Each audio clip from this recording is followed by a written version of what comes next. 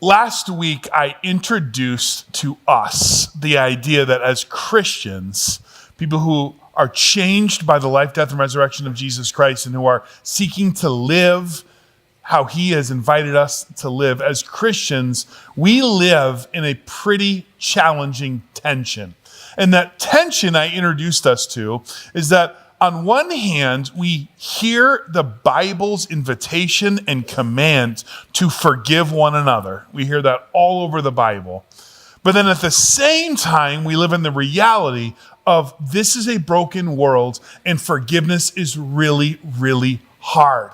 Like some of you shared with me stories where somebody really hurt you, and then you were hearing this command to forgive, but you hear that you're supposed to forgive, but they show no sense of remorse or desire to heal the relationship. And you're left wondering, well, what does it look like to apply God's word, but also be stuck in this really, really tough situation? Or you encountered this situation where you hear God's call to forgive, but you kind of feel like you just can't get past thinking about that situation. And you almost don't want to even see or be around the other person. You're called to forgive, but you're really struggling with what it looks like to put it into practice. And so what I introduced us to is this concept, forgiveness, actually might mean a whole bunch of things at the very same time. And it's incumbent upon us as Christians to figure out what does it look like to actually put that forgiveness into practice in this certain situation. And so I introduced you to kind of three different ways that forgiveness might look. And I think it has 3 R's. And I introduced this to us last week. This might be a little bit of a vision test on the bottom there. But forgiveness might mean release. That means you're releasing this person to the Lord and from my need to fix it. It might mean reconciliation, which means you do reach a place of common ground and understanding. Or it might actually mean complete restoration. You experience complete forgiveness and restoration and get this even strengthening of that relationship.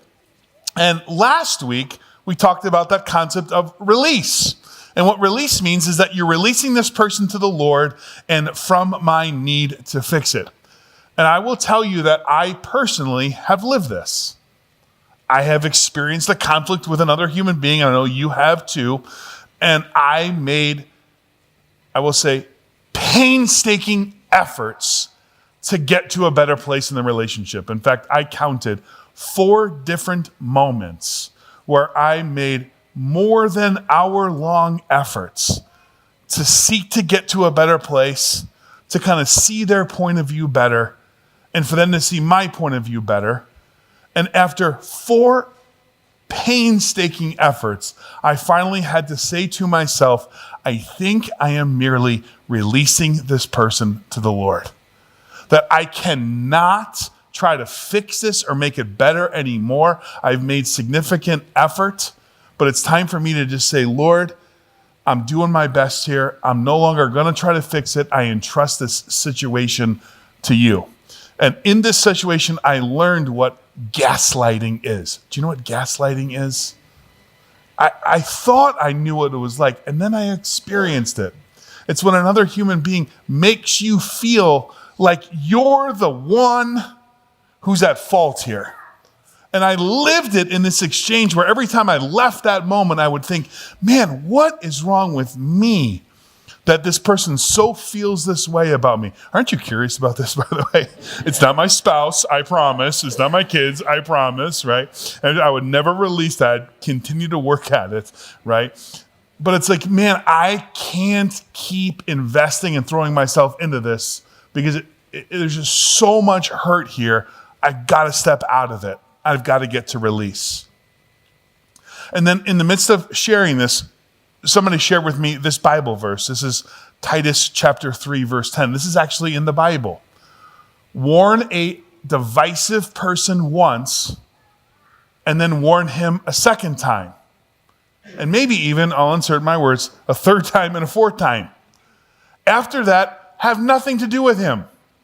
This is in the Bible. This is the Bible's way of saying, if that other person is not a safe place and you've made painstaking efforts 2 times, 3 times, 4 times, and you just can't get to a better place, it might be time to simply release. Today, I want to talk and build a little bit on that, and let's talk about reconciliation. And reconciliation is merely seeking to get to a place of common ground and understanding. And I'd like to see what the Lord says about this and what the Lord teaches about it. Ephesians chapter 4, you heard Ken read this a few moments ago, but I'd like you to hear this again in light of this concept that we're going to talk about today of reconciliation. Ephesians chapter 4, starting at verse 29. Do not let any unwholesome talk come out of your mouths, but only what is helpful for building others up according to their needs, that it may benefit those who listen. And do not grieve the Holy Spirit of God, with whom you were sealed for the day of redemption. Here we go. Get rid of all bitterness, rage, and anger, brawling and slander, along with every form of malice. Be kind and compassionate to one another, forgiving each other, just as in Christ God forgave you. And what's amazing to me is that there was something that was happening in the culture here of the church and the culture of Ephesus that inspired the Apostle Paul, led by the Holy Spirit, to pen these words. There must have been something there. Awesome. But I will tell you, it's almost like Ephesians 4, 29 through 32 may have been written for this culture right now. Because this is a word you and I desperately need to hear. You don't need me to tell you we live in an angry age. And for some reason, each one of us has to have an opinion about everything. And you better be angry about it.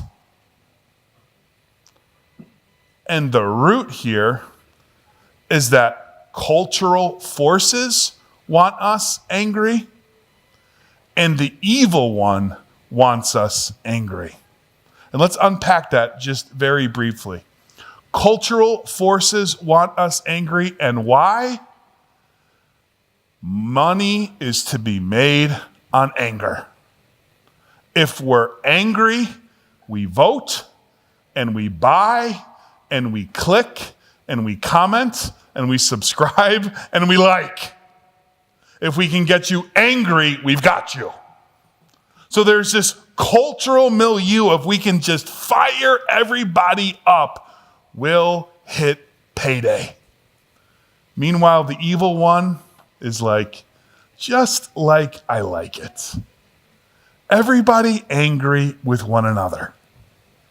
In fact, here's what Jesus says in John chapter 10, verse 10. The thief comes to steal and kill and destroy. That's just how he likes it.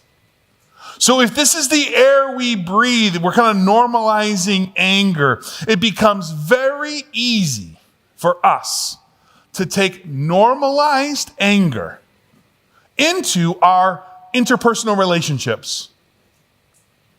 Anger becomes the air in which we breathe and how everyone seems to be interacting with one another, how our leaders seem to be interacting with one another, and we start to slowly and suddenly think, that must be how we're supposed to communicate with one another.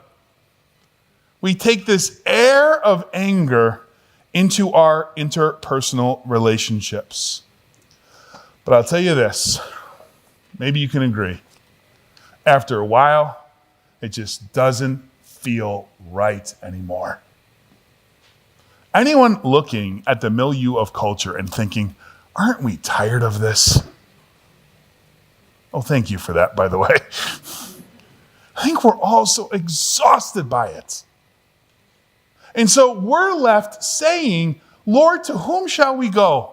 You have the words of eternal life. Lord Jesus, in this angry culture, what do you possibly have for us? Here we go. We look to the Lord, and what do we find? God was indeed angry because of sin, but key words here, he put it all on Jesus Christ. For God so loved the world that he sent his only son, Jesus, to bear our sin, to be our Savior, to absorb the wrath of God for us. The anger of God has been spoken for in Christ Jesus, our Lord and Savior. And so then, he gives us grace.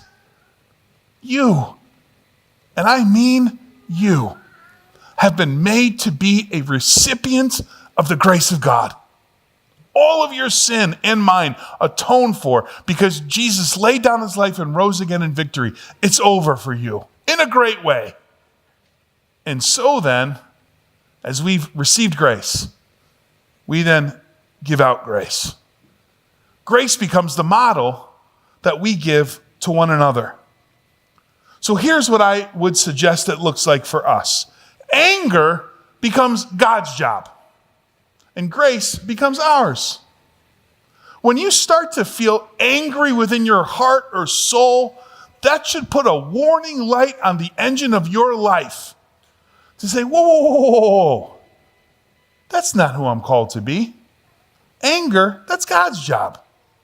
Grace, that's my job. In fact, here's exactly what Proverbs chapter 20 says, and I love this. Do not say, I'll pay you back for this wrong. That's anger language. Instead, wait for the Lord, and he will deliver you. Anger, that's God's job. So then, you and I pursue peace and reconciliation. And so back to those 3 R's. If we're a people who have been made to experience grace, reconciliation is something we pursue. We seek to get to a place of mutual understanding and common ground. And I know there's a struggle here. And I know sometimes you're struggling because you want to get to a place of restoration. You want it back and you want it stronger. But I would tell you today, reconciliation might just be the first step. Maybe restoration happens later in God's time. But right now you're going to pursue just merely getting to a place of common ground and mutual understanding. And I will tell you, I have seen reconciliation work. I've seen situations where it feels like this is insurmountable. It'll never possibly get better. And by God's grace and through the power of the Holy Spirit, it happens. But here's the deal. It happens in God's timing and not ours. But it happens because us, you and I, God's people, pursue by the power of the Holy Spirit his grace and his forgiveness. God has the power, but he's going to do it in his time. Let me pray for us. Let's pray. God, first, thank you for what you have done and won for us in Christ Jesus. In the midst of a culture that seems to be defined by anger, God, you offer us a better path. Thank you for what you have delivered for us, your grace. It's the greatest exchange in human history. We trade our sin for your grace. Thank you, Jesus. Help us then to be a people who leave anger beside and instead choose to live grace. God, may you work reconciliation among us where there's hurts. And ultimately, God, may you lead us to your desired end, that is complete restoration and forgiveness. We pray this in Jesus' name. And all God's people said, amen. Amen.